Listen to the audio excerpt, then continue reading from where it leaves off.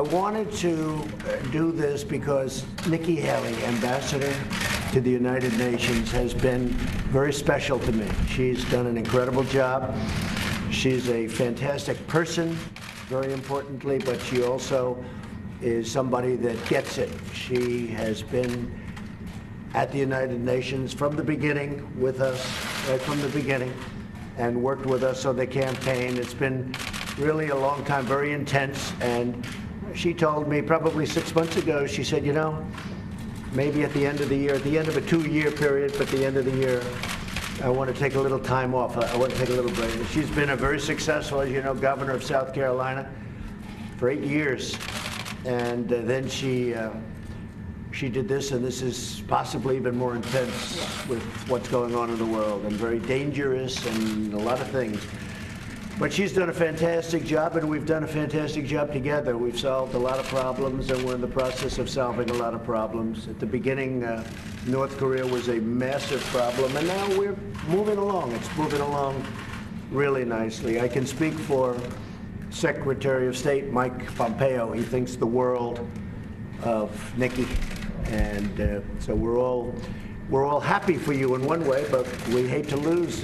Hopefully you'll be coming back at some point, but you want to just, in maybe a different capacity. You can have your pick. But I just want to let you know, so at the end of the year, Nikki will be leaving, and we'll be in constant touch. I know that whenever you have any ideas, you're going to call me because you know all the players. And that was really the thing I think she did best at the United Nations. She got to know the players. She got to know China, Russia, India. She knows everybody on a very first-name basis, and they like her, except for maybe a couple, which is normal, right? They can't all like you, but they do. They really like her, and I think maybe more importantly, they respect her. So, Nikki, I just wanted to tell you that we will miss you. We'll be speaking all the time, but we will miss you nevertheless, and you have done a fantastic job, and I want to thank you very much. Thank you very much. Thank you. Well, I want to say, first of all, I want to thank the President for just, allowing us to come out and talk to you this way.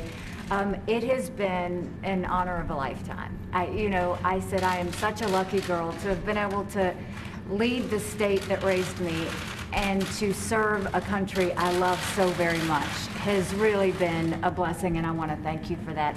But I'm most excited, look at the 2 years. Look at what has happened in 2 years with the United States on foreign policy. Now, the United States is respected. Countries may not like what we do, but they respect what we do. They know that if we say we're going to do something, we follow it through, and the President proved that, whether it was with the chemical weapons in Syria, whether it's with NATO, saying that other countries have to pay their share.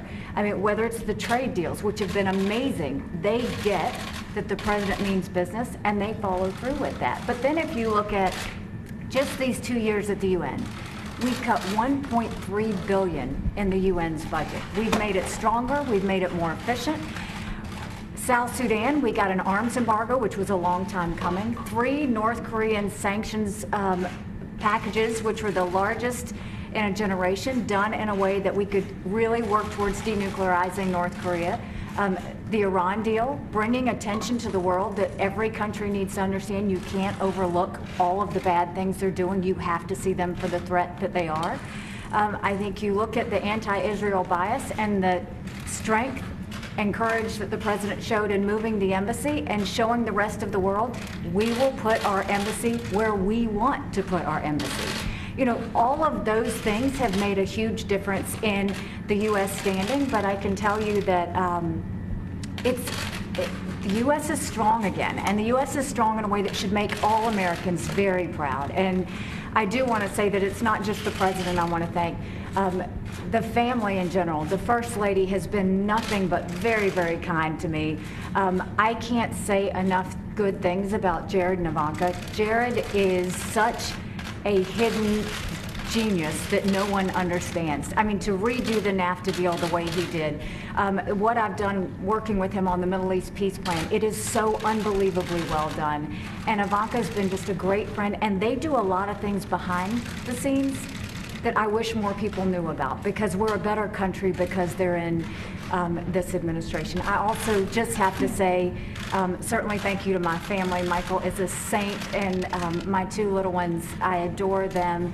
and to Team USUN. You know, they sacrificed a lot. They put a lot of time and energy into it, but they have a lot of heart and really wanted to make America proud. And so with that, I'm not leaving until the end of the year. My goal is that we make sure that everything is in good place and for the next ambassador to come in. But it's a great day in the United States, and I'm proud to have been part of the team. Now, I don't have anything set on where I'm going to go. I think that the main thing was I was governor for 6 years, and we dealt with a hurricane, a 1,000-year flood, a church shooting, a school shooting. There was a lot. And then to come in and do 2 years of Russia and Iran and North Korea, it's been 8 years of intense time, and I'm a believer in term limits. I think you have to be selfless enough to know when you step aside and allow someone else to do the job. So thank you, Mr. President. It's been an honor of a lifetime. And I will say this, for all of you that are going to ask about 2020, no, I'm not running for 2020. I can promise you what I'll be doing is campaigning for this one. So I look forward to supporting the president in the next election. That's so good. Thank you, Nikki. Ambassador Haley, you listed off a long list of accomplishments. Why would you want to leave that all behind? Is it really a personal decision because you've been away from your family for so long? Or is there something else too? My family is very supportive. So no, there's no personal reasons. I think that it's just very important for government officials to understand when it's time to step aside. And I have given everything I've got these last 8 years. And I do think that sometimes it's good to rotate in other people who can put that same energy and power into it. So there really is, a lot of people are going to want to say there's a lot of reasons why I'm leaving. The truth is, I want to make sure that this administration, the president, has the strongest person to fight. It was a blessing to go into the UN with body armor every day and defend America. And I'll always do that. I'll never truly step aside from fighting for our country. But I will tell you that I think it's time. And Mr. President, why make the announcement now as opposed to after the midterms? Well, Nikki's going to be staying till the end of the year, which will be just about 2 years. And I just think, and I was just, as Nikki was speaking, I was thinking when we came into office, it was almost inevitable in the minds of many that we were going to war with North Korea. If you ask President Obama, I'm sure he'll tell you that that was by far his biggest problem when we sat and met right here. But that looked like a real problem. Iran looked like a real problem. It was a question of when would they take over the Middle East prior to my coming here, and now Iran is fighting for their lives. They've got riots in all their cities. It's blowing up. Their inflation, their economy is in tatters. And at some point, they'll probably come and want to make a real deal, not the deal that they made, the ridiculous deal that they made. That was unacceptable to me.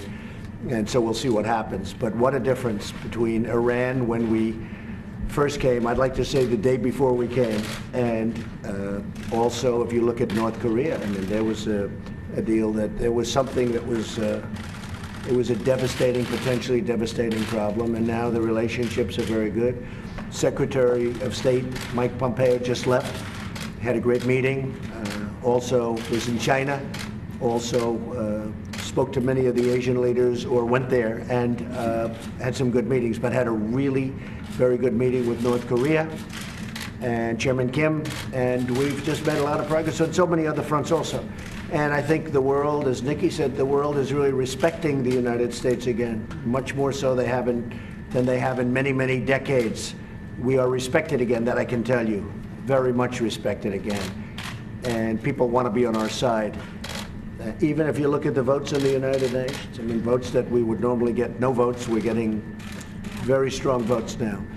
So I just want to thank Nikki, and I thought this would be an appropriate way of doing it, because when you write it out on a piece of paper that, you know, Ambassador Haley will be leaving, and you say nice things, people say, well, what's going on? This is the right way to do it. And when you really think somebody's done a terrific job, I felt this was an appropriate way of doing it, and we both liked it. So I just want to thank the ambassador. I just want to thank Nikki, okay? What are you thinking about the successor? Well, we have a number of people that would very much like to do it. It's a great position, and Nikki realizes it. I think she's helped make it a much better position, if you want to know the truth. I think it's become maybe a more glamorous position than it was 2 years ago. Maybe I wonder why, but it is. Yeah, I mean, she's made it a very glamorous position. She's made it more importantly, a more important position. So we have, I can almost say, many people that want to do it, and they're very good people. And I'll be talking also to Nikki about that, and to the general about that, and to my staff. But we have many people that are very, very much interested in doing it.